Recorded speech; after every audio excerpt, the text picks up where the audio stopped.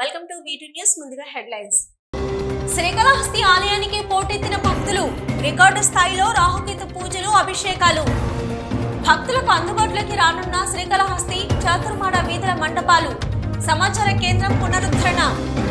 శ్రీకాళహస్తి ఎమ్మెల్యేగా బొజ్జల సుధీరెడ్డి 50 రోజుల పదవీ కాలం పూర్తి చేసుకున్న సందర్భంగా మొక్కలు నాటిన టీడీపీ నేతలు 50 రోజుల్లో ఎమ్మెల్యే అభివృద్ధి చేసి చూపించారని వ్యాఖ్య.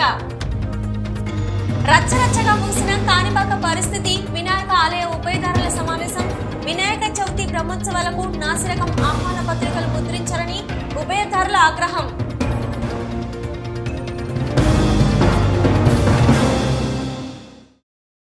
శ్రీకాళహస్తి ఆలయం భక్తులతో పోటెత్తింది.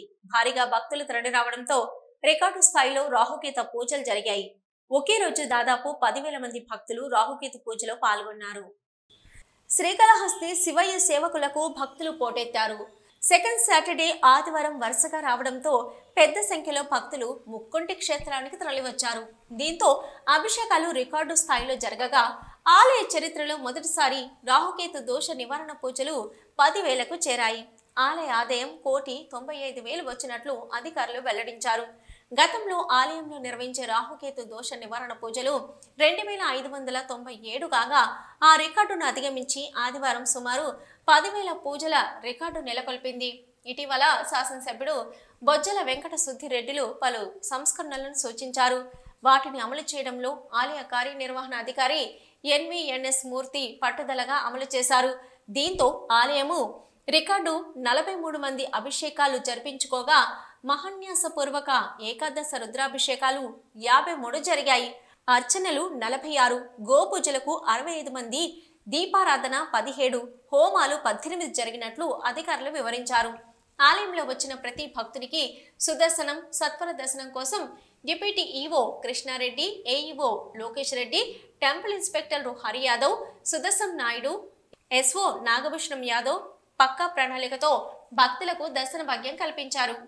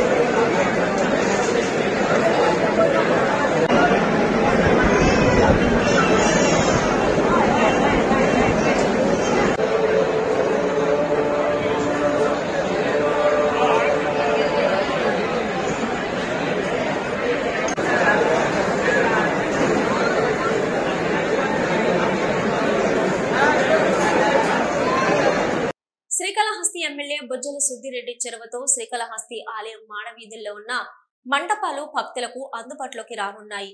గతంలో సమాచార కేంద్రంగా ఉన్న రామసేతు వంతెన పక్కనే ఉన్న మండపం తిరిగి సమాచార సేవలను పునరుద్ధరించనుంది. శ్రీకాళహస్తి పట్టణంలోని చాతుర్మాడ వీధిలో ఉన్న 4 మండపాలు ఎంతో ప్రాశస్త్యం కలిగినవి. ఏడాదికోసారి ముక్కంటేశుడు ఇక్కడి మండపాల్లో కొలువుదీరడం కారణంగా వీటికి ఎంతో ప్రాధాన్యత సంతరించుకుంది. 4 మండపాల్లోని ఓ మండపం రామసేతు వంతెన సమీపంలో ఉంది. కృష్ణారెడ్డి మండపంలో గతంలో భక్తుల సౌకర్యార్థం అందుబాటులో ఉండేది. అయితే వైసీపీ ప్రభుత్వం అధికారంలోకి వచ్చాక మండపాన్ని మూసేశారు. తిరిగి కొద్ది రోజుల తర్వాత 20 లక్షల వ్యయంతో అభివృద్ధి పనులు చేపట్టారు. ఏడాదిన్నర పాటు కొనసాగించి తాళాలు వేశారు. ముక్కంటేశ్వరుడి దర్శనార్థం వచ్చే భక్తులు బస్సు దిగగానే సమాచార కేంద్రంలో బ్యాగులు ఉంచి స్వామిని దర్శించుకొని వెళ్లేవారు. అంతేకాక దళారుల మోసాలకు గురి కాకుండా ఆలయ సమాచారాన్ని ఇక్కడి కేంద్రం ద్వారా తెలుసుకునేవారు. సమాచార కేంద్రం అందుబాటులో లేకపోవడంతో భక్తులు నానా అవస్థలు పడుతున్నారు. ఆదేశాలతో ఎమ్మెల్యే బొజ్జల సుధీరెడ్డి ఇక్కడి మండపాన్ని తిరిగి సమాచార కేంద్రంగా మార్పు చేయాలని అధికారులను ఆదేశించారు. ఎమ్మెల్యే ఆదేశాలతో ప్రస్తుతం మండపంలో లాకర్ల ఏర్పాటు పనులు జోరందుకున్నాయి. అంతేకాక ముక్కంటి ఆలయం తెరిచినప్పటి నుంచి మూసివేసే సమయం వరకు సమాచార కేంద్రం భక్తులకు అందుబాటులో ఉండేలా ఏర్పాట్లు చేపట్టనున్నారు. వీలైనంత త్వరలో భక్తులకు అందుబాటులోకి తెచ్చేందుకు ఏర్పాట్లు సిద్ధమవుతున్నాయి. భక్తులకు ఎలాంటి ఇబ్బంది లేకుండా వీలైనంత త్వరగా సమాచార కేంద్రం అందుబాటులో ఉండేలా చర్యలు తీసుకుంటున్నామని ఆలయ ఈవో ఎన్విఎస్ఎన్ మూర్తి తెలిపారు.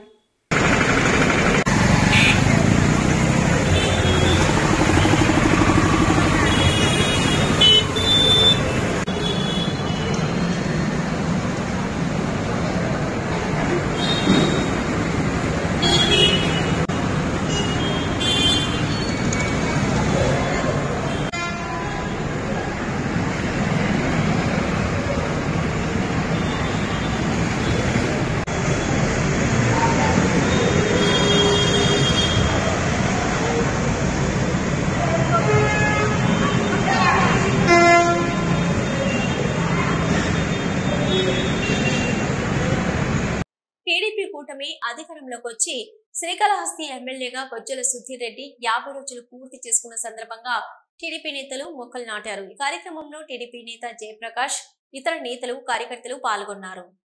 శ్రీకాళహస్తి శాసనసభ్యుడిగా బొజ్జల సుధీర్ రెడ్డి ప్రమాణ స్వీకారం చేసి 50 రోజులు పూర్తయిన సందర్భంగా శ్రీకాళహస్తిలో 50 రోజులలో జరిగిన అభివృద్ధికి గుర్తుగా జయప్రకాష్ ఆధ్వర్యంలో 50 మొక్కలను తెలుగుదేశం పార్టీ నాయకులు నాటారు. ఈ సందర్భంగా జయప్రకాష్ మాట్లాడుతూ 50 రోజుల్లో సుధీర్ రెడ్డి రాజీవ్ నగర్లో అక్రమ కట్టడాలు కూల్చి కబ్జాలకు పాల్పడిన వారిపై ఉక్కుపాదం మోపడం, శ్రీకాళహస్తీశ్వర స్వామి దేవస్థానంలో దళారీ వ్యవస్థను రూపుమాపే దేవస్థానం ఆదాయం గణనీయంగా పెరిగేలా చేయడం, మున్సిపాలిటీ పరిధిలో ఉన్న డ్రైనేజీ కాలువల పూడికతీత, అయ్యలనాడు చెరువు అభివృద్ధి, రౌడీజం రూపుమాపడంతో పాటు పట్టణంలోని 4 మాడ వీధులలో రాజకీయ ఫ్లెక్సీలు లేకుండా చేయడం చేశారన్నారు. తండ్రికి మించిన తనయుడుగా పేరు తెచ్చుకోవాలని ఆకాంక్షించారు. కార్యక్రమంలో లోకేష్, యశ్వంత్, మిర్జా, కరీం, అభిరామ్ తదితరులు పాల్గొన్నారు. కూడా శుభ్రంగా చేయడం, అలాగే ఇసుక మాఫియాని పూర్తిగా అరికట్టడం, ముఖ్యంగా దేవస్థానంలో దళారీ వ్యవస్థని పూర్తిగా నిర్మూలించి దళారులు అనేవాళ్ళు లేకుండా గుళ్ళో చేసి అవినీతికి అక్కడ అవకాశమే లేకుండా చేసి దేవస్థానం ఆదాయం కూడా గణనీయంగా పెరిగేటట్టు చర్యలు తీసుకోవడం జరిగింది. అలాగే తీసుకుంటే మనం ఏర్పాటు ఇంకెక్కడ చూసుకున్నా కూడా స్కూళ్ళల్లో ఏ సదుపాయాలు కావాలన్నా ఏర్పాటు చేయడం జరిగింది. మనకి ఇక్కడ సంక్షేమ హాస్టల్లో చూసుకుంటే ఆల్రెడీ ఇక్కడ గవర్నమెంట్ హాస్పిటల్కి ఎదురుగా ఉన్నటువంటి సంక్షేమ హాస్టల్ని అయితే కార్పొరేట్ లెవెల్లో ఆల్రెడీ రెడీ చేస్తున్నారు. అలాగే మన బీసీ హాస్టల్ తీసుకుంటే దాన్ని కూడా చాలా బ్రహ్మాండంగా రెడీ చేస్తున్నారు. ఇంకా ఎక్కడెక్కడ హాస్టల్ ఉన్నాయో అవన్నీ కూడా చేయబోతూ ఉన్నారు. అలాగే గవర్నమెంట్ హాస్పిటల్లో కూడా ఆల్రెడీ 2 సార్లు విజిట్ చేయడం జరిగింది. అక్కడ కావాల్సినటువంటి ఏమేమి కావాలో ఇంకా సదుపాయాలన్నీ వాళ్ళని అడిగి తెలుసుకోవడం జరిగింది. అతి త్వరలో అక్కడ కూడా చాలా మార్పులు తీసుకురాబోతా ఉన్నారు. దేవస్థానం నుంచి రోజు అక్కడికి భోజనం వెళ్ళేటట్లు కూడా ఏర్పాట్లు ఆల్రెడీ చెప్పడం జరిగింది అధికారులకి. వాళ్ళు కొద్దిగా వాళ్ళ ఫార్మాలిటీస్ పూర్తి చేసుకొని 2-3 రోజులు అది కూడా మొదలు పెట్టబోతా ఉన్నారు. ఇంకా ఆగస్టు 15 నుంచి అన్నా క్యాంటీన్లు మొదలవబోతా ఉన్నాయి. శ్రీకాళహస్తిలో 2 అన్నా క్యాంటీన్లు అవి దాదాపుగా పూర్తయిపోయినాయి. ఈ రకంగా చూసుకుంటే ఎక్కడ ఎవరు చేయలేనంత అభివృద్ధి, ఇంత మార్పు బొజ్జల సుధీర్ రెడ్డి గారికే సాధ్యమైందని చెప్పి తెలియజేసుకుంటూ జై తెలుగుదేశం, జై సుధీర్ రెడ్డి. ఆంధ్రప్రదేశ్ రాష్ట్రం భారతదేశం గర్వించే విధంగా పంచాయతీరాజ్ శాఖ మంత్రి పవన్ కళ్యాణ్ భారీగా నిధులను విడుదల చేసి ఘనంగా స్వాతంత్ర దినోత్సవ వేడుకలు నిర్వహించడానికి సన్నాహాలు చేస్తున్నారని తిరుపతి జనసేన నియోజకవర్గం ఇన్ఛార్జి కిరణ్ రాయల్ అన్నారు. ఇది దేశం గర్వించదగ్గ విషయమని తిరుపతి ప్రెస్ క్లబ్ లో మీడియా సమావేశం సందర్భంగా వ్యాఖ్యానించారు. పంచాయతీలకు నిధులు విడుదల చేసిన ఏపీ ఉప ముఖ్యమంత్రి పంచాయతీరాజ్ శాఖ మంత్రి పవన్ కళ్యాణ్ కు తిరుపతి జనసేన ఇన్ఛార్జి కిరణ్ రాయల్ కృతజ్ఞతలు తెలియజేశారు. గత వైసీపీ ప్రభుత్వం ఇలాంటి కార్యక్రమాలు నిర్వహిస్తున్నప్పుడు ప్రోగ్రాంలకు విడుదల చేసిన ఫండ్స్లను దిగమింగి తూతూ మంత్రంగా జరిపే వాళ్ళని గుర్తు చేశారు. గత 34 సంవత్సరాలుగా పంచాయతీలో స్వాతంత్ర దినోత్సవ వేడుకలకు 100-200 రూపాయల నిధులను విడుదల చేసే చరిత్రను తమ పవన్ కళ్యాణ్ తిరగరాశారని, మైనర్ పంచాయతీకి 10,000, మేజర్ పంచాయతీకి 25,000 చొప్పున నిధులు విడుదల చేయడం హర్షణీయమన్నారు. ఈ జీవోను విడుదల చేసినందుకు ఉప ముఖ్యమంత్రి పవన్ కళ్యాణ్ కు ధన్యవాదాలు తెలిపారు. ప్రెస్ మీట్ అనంతరం దువ్వాడ శ్రీనివాస్ గురించి మాట్లాడుతూ గత వైసీపీ ప్రభుత్వంలో తమ జనసేనాని 3 పెళ్లిళ్లు చేసుకున్నారని విమర్శించారని, ఇది కర్మ సిద్ధాంతమని, కర్మ సిద్ధాంతం ఎవరిని విడిచిపెట్టదని, దువ్వాడ జగన్నాథం సినిమా ఎంతో హిట్టు, అంతకు మించి దువ్వాడ శ్రీనివాస్ పెళ్లిల భాగోతం సూపర్ డూపర్ హిట్గా ఈ దువ్వాడ శ్రీనివాస్ పెళ్లిల కర్మ సిద్ధాంతం అంతర్జాలంలో మారుమోగుతున్నదని చురకలు విసిరారు. ఎక్కడి నుంచి ఎదగాలన్నా, ఎవరు ఏం చేయాలన్నా పల్లెలే దేశానికి పట్టు. ఆ విషయం అందరికీ తెలుసు. పల్లెల్లో నుంచే ఏ రాజధాని అయినా సరే, వేరే దేశమైనా సరే, ఏదైనా సరే పల్లెల నుంచే మొదలవుతుంది.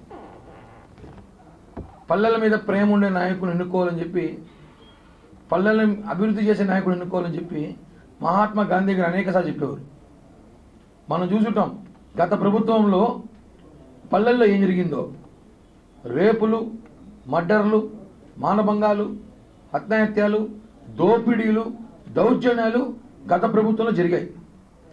నిజమైన గాంధీ వారసులు ఎవరైనా ఉన్నారంటే అది మా పవన్ కళ్యాణ్ గారు అని చెప్పి గర్వంగా కాలర్ ఎగరేసుకొని చెప్పగలం మేము. ఎందుకంటే మనం చూసుంటాం స్వాతంత్ర దినోత్సవాలు కానివ్వండి, గణతంత్ర దినోత్సవాలు కానివ్వండి, 34 సంవత్సరాల ముందు పంచాయతీలు మన రాష్ట్రంలో ఉన్న 13,326 పంచాయతీలు గాను ఆ పంచాయతీల్లో 100 రూపాయలు మైనర్ పంచాయతీకి, మేజర్ పంచాయతీకి 200 రూపాయలు ఇచ్చి సంబరాలు చేసుకునేవాళ్ళు. 34 సంవత్సరాలుగా అదే సాంప్రదాయం కొనసాగుతుంది, అదే నిధులతో చేసేవాళ్ళు. మనకు తెలుసు 100 రూపాయలకి ఈ రోజుల్లో ఏమీ రాదు. మన పాకెట్కి వేసుకోవాలి జెండా కూడా ఈరోజు మంచి క్వాలిటీ వేసుకోవాలంటే కనీసం 200, 150 రూపాయలు, 200 రూపాయలు పెట్టాలి. 100 రూపాయలకి ఏమీ రాదు, 4 చాక్లెట్లు మాత్రం కూడా వస్తాయి. స్వాతంత్ర దినోత్సవాలు అంటే మనకు స్వాతంత్రం వచ్చినాక అంగరంగ వైభవంగా ఒక పండుగ వాతావరణం దేశమంతా చేసుకుంటాం. అన్ని పండుగల కన్నా ఎక్కువ గ్రాండ్గా చేసుకోవాలి. అలాంటిది మనం చూసుకుంటాం దీపావళి కానీ, వినాయక చవితి కానీ, ఉగాది కానీ, ఏ పండుగ అయినా సరే దాదాపు 5,000 నుంచి 10,000 ఖర్చు అవుతుంది. ఏ పంచాయతీలో చేసినా, ఇంట్లో చేసుకుంటా. అలాంటిది స్వాతంత్ర దినోత్సవ వేడుకల్ని ఘనంగా చేసుకున్న ఆలోచనతో నాకు తెలిసి ఈ భారతదేశంలో ఏ ఒక్క నాయకుడు చేయని నిర్ణయం, ఏ ఒక్క నాయకుడు చేయండి పవన్ కళ్యాణ్ గారు చేసి చూపించారు. కాబట్టి ఆయనకి మేమంతా కృతజ్ఞతలు తెలియజేస్తున్నాం. గరుడ పంచమి పర్వదినాన్ని పురస్కరించుకొని నిన్న రాత్రి తిరుమలలో శ్రీ మలయప్ప స్వామి వారికి గరుడ వాహన సేవ వైభవంగా నిర్వహించారు. టీటీడీ అధికారులు తమ ఇష్ట వాహనమైన గరుడునిపై తిరుమల వీధుల్లో ఊరేగి భక్తులను అనుగ్రహించనున్నారు. శ్రీవారి వాహనాల్లోనూ సేవకుల్లోనూ అగ్రగణ్యుడు గరుత్మంతుడు. ప్రతి ఏడాది గరుడ పంచమిని శుక్ల పక్షమి 5వ రోజు ఘనంగా నిర్వహిస్తారు. ఈ సందర్భంగా గరుడ పంచమి పూజను నూతన దంపతులు తమ వైవాహిక జీవితం ఆనందదాయకంగా ఉండేందుకు స్త్రీలు తమకు పుట్టే సంతానం గరుడునిలాగా బలశాలిగా మంచి వ్యక్తిత్వం గలవాడిగా ఉండేందుకు పూజిస్తారని ప్రాశస్త్యం.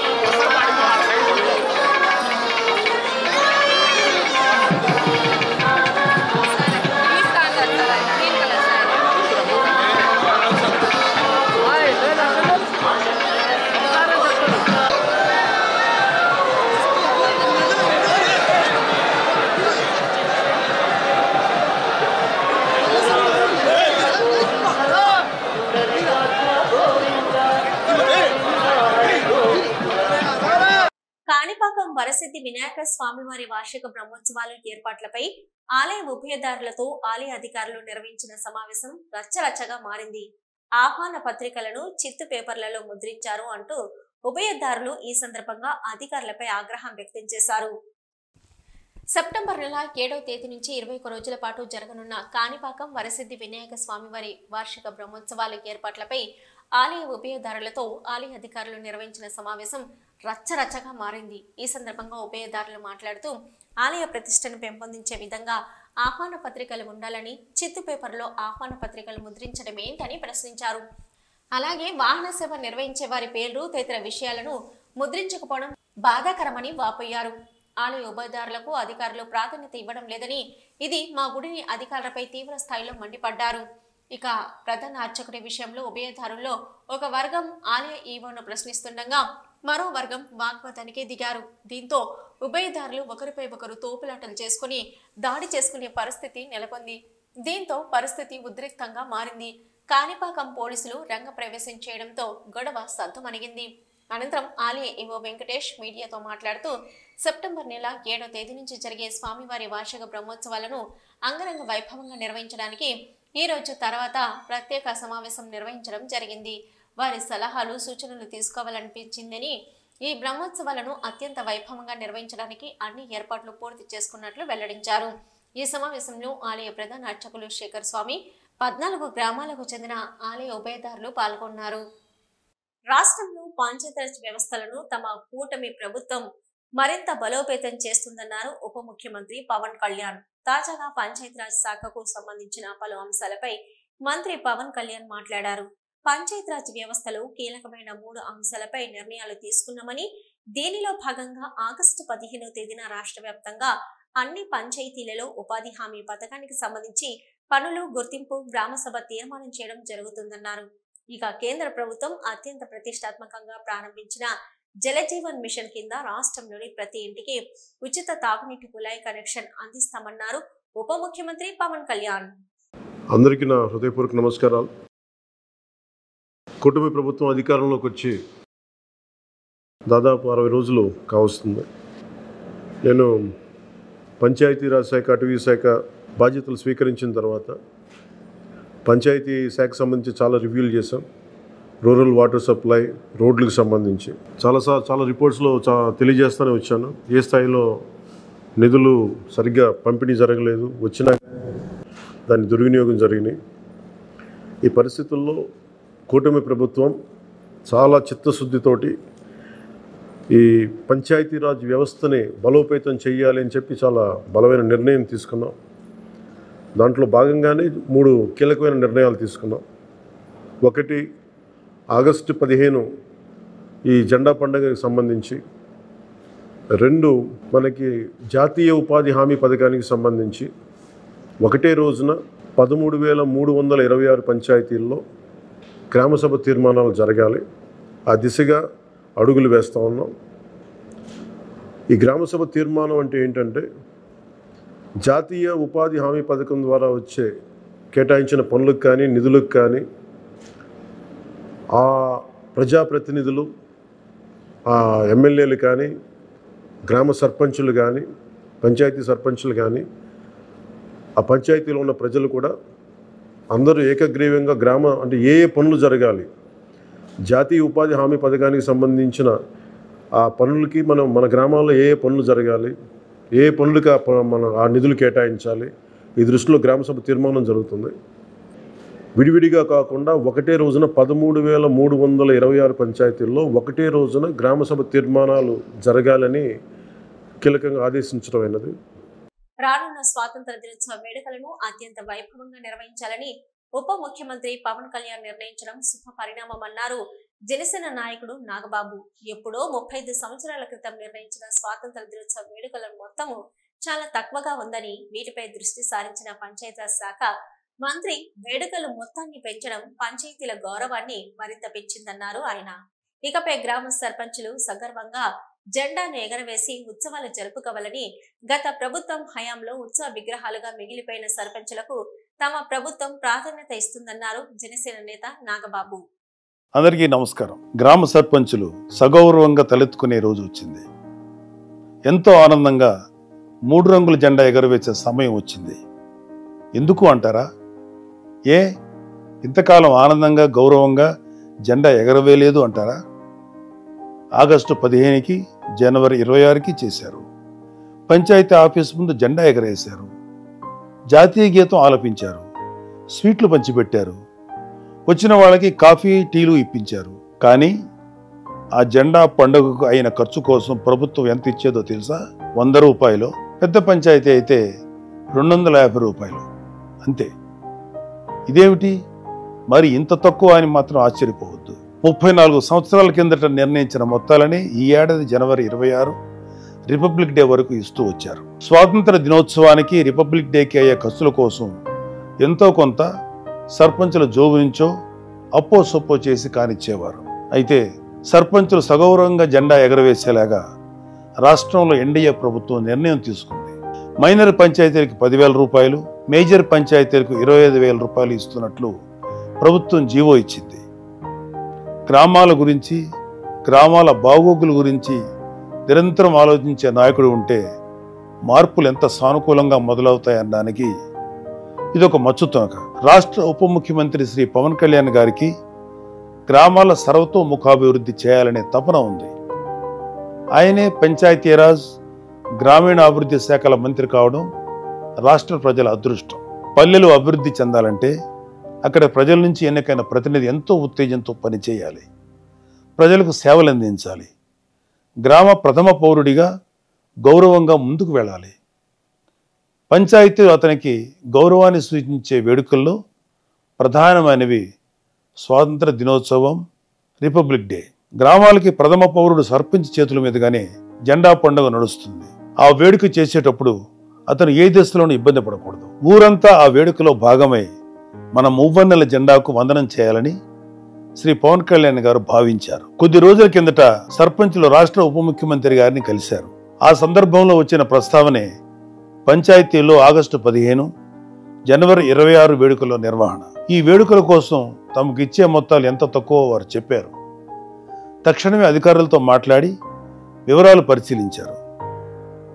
34 ఏళ్ల నాడు నిర్ణయించిన మొత్తాలను ఇవ్వడం భావ్యం కాదని భావించి ఇప్పటి అవసరాలకు అనుగుణంగా 10,000, 25,000 ఇవ్వాలని నిర్ణయం తీసుకున్నారు. శ్రీ పవన్ కళ్యాణ్ గారు తీసుకున్న ఈ నిర్ణయం సహేతుకమైనది.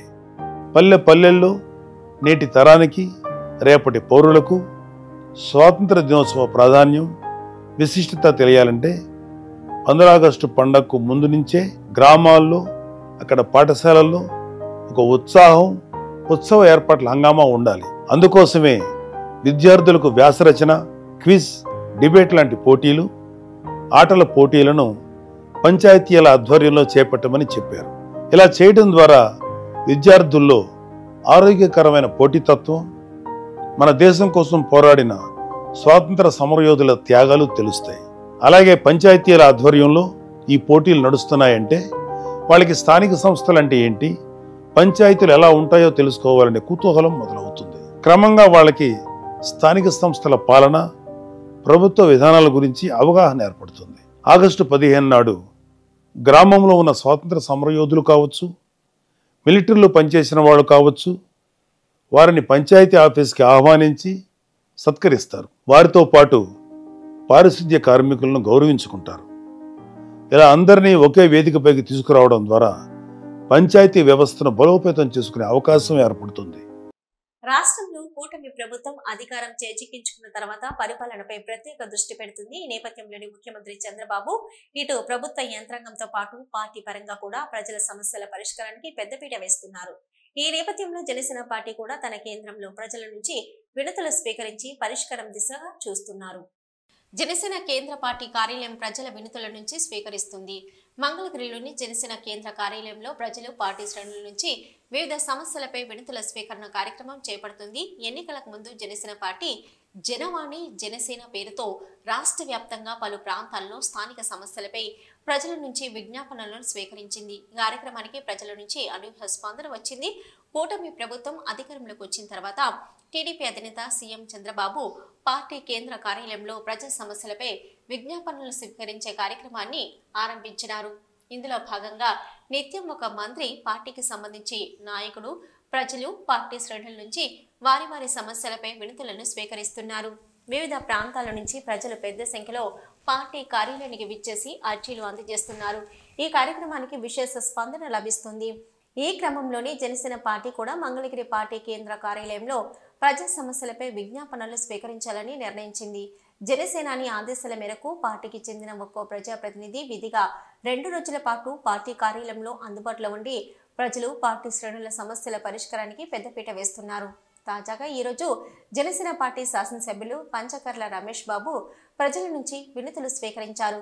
కొన్ని సమస్యలకు అక్కడికక్కడే పరిష్కారం చూపిన శాసనసభ్యుడు మరికొన్నింటిని ఉన్నతాధికారుల దృష్టికి తీసుకుని వెళ్లి పరిష్కరిస్తారని హామీ ఇచ్చారు.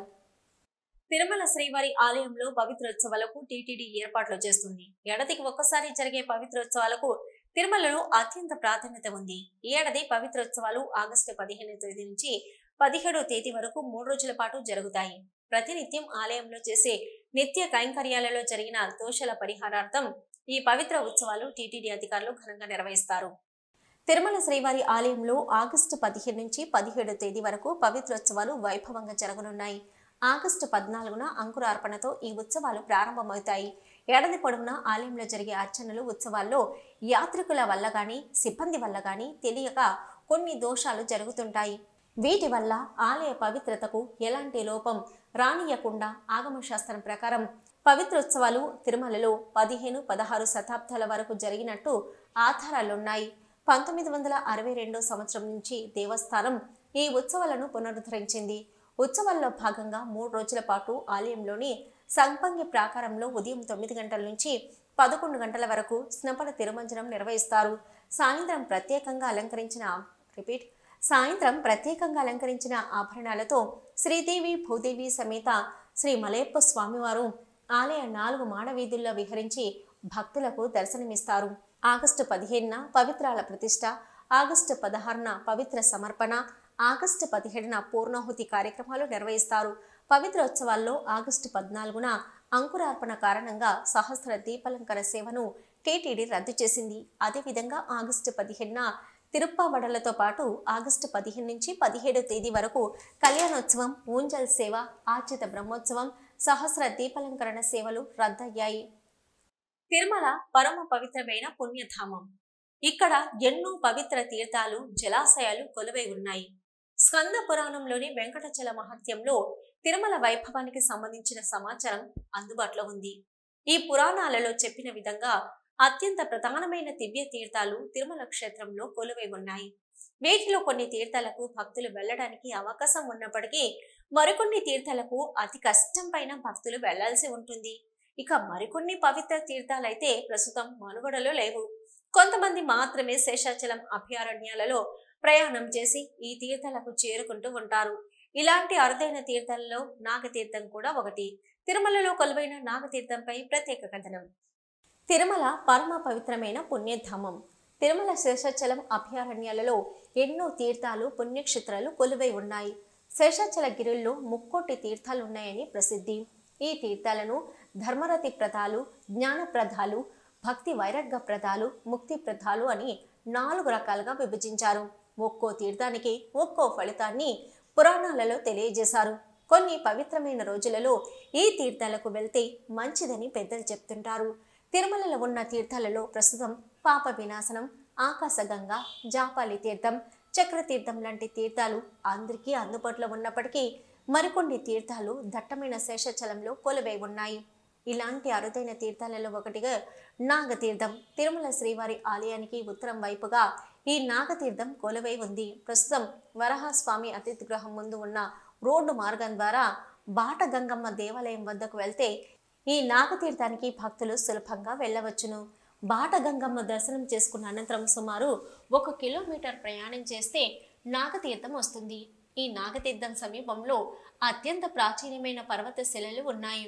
ఈ శిలల యొక్క వయస్సు సుమారు 1,00,000 సంవత్సరాల పైగా ఉంటుందని భౌగోళిక శాస్త్రవేత్తలు కూడా నిర్ధారించారు.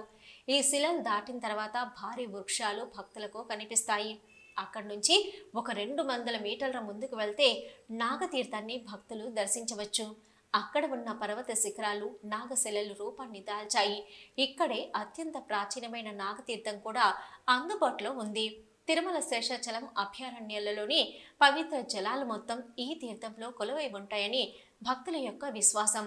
ఈ నాగతీర్థానికి వచ్చిన భక్తులు ఇక్కడ ఉన్న నాగగుండంలో పవిత్ర స్నానాలు చేస్తుంటారు. స్నానం చేసిన అనంతరం ఆలయ సమీపంలో ఉన్న పరమేశ్వరుడి విగ్రహానికి స్వయంపుగా అభిషేకం చేసుకునే అవకాశం ఇక్కడ ఉంది.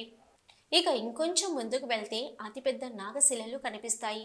ఈ బండపైన అత్యంత ప్రాచీనమైన నాగుల గుర్తులు ఉన్నాయి. జంట నాగులతో పాటు సర్పజాతికి చెందిన పలువురు ప్రముఖ దేవతల యొక్క శిల్పాలు కూడా ఇక్కడ ఉన్నాయి. స్థానికుల అభిప్రాయం ప్రకారం నాగుల ఆరాధ్య దైవమైన మానసదేవితో పాటు ఆదిశేషుడు, తక్షకుడు, కర్కోటకుడు, ఇతర నాగ ప్రముఖుల దేవతా శిల్పాలు కూడా ఇక్కడ ఉన్నట్లు చెప్తున్నారు. ఇక ఈ పెద్ద బండరాయి వెనుకకు వెళ్తే ఓ స్వరంగ మార్గం కూడా ఇక్కడ కనిపిస్తుంది. ఈ మార్గం గుండా వెళ్తే నాగలోకానికి వెళ్ళవచ్చని స్థానికులు చెప్తుంటారు. అయితే ఈ తీర్థానికి మార్గం తెలిసిన కొందరు స్థానిక భక్తులు మాత్రమే వస్తుంటారు. ఇక ఇక్కడ ఉన్న ప్రకృతి రమణీయత ఇక్కడికి వచ్చి అందరినీ కట్టిపడేస్తుంది. స్వచ్ఛమైన గాలితో పాటు చల్లటి వాతావరణం ఆధ్యాత్మిక శోభను మరింత పెంచుతుంది. తిరుమల దివ్యక్షేత్రంలో భక్తుల రద్దీ కొనసాగుతుంది. దేశంలోని వివిధ ప్రాంతాల నుంచి శ్రీవారి దర్శనానికి తిరుమలకు వస్తున్నారు భక్తులు. దీంతో స్వామివారి సర్వదర్శనానికి 12 గంటల సమయం పడుతుంది. గత 24 గంటల్లో స్వామివారిని 65,131 మంది భక్తులు దర్శించుకున్నారు. తిరుమల శ్రీవారి ఆలయంలో భక్తుల రద్దీ కొనసాగుతుంది. నిన్న తిరుమల శ్రీవారిని 64,546 మంది భక్తులు దర్శించుకున్నారు.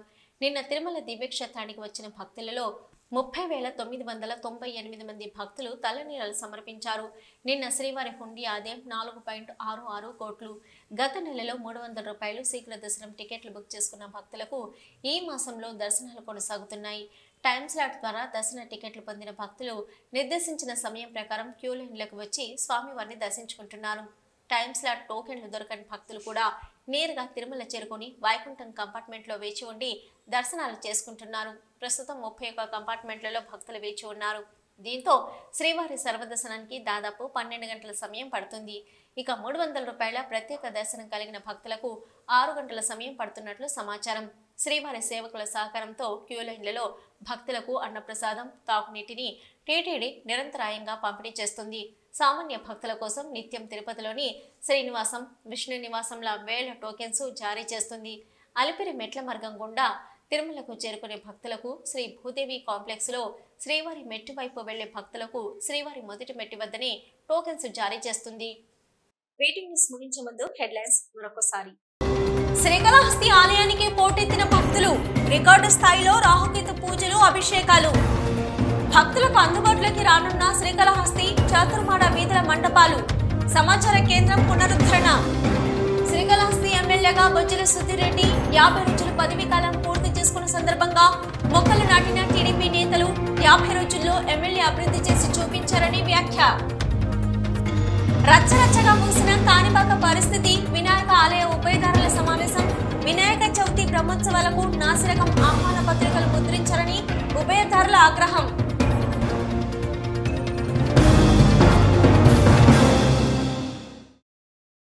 ఇవి ఇప్పటివరకున్న వీటి న్యూస్. నమస్తే.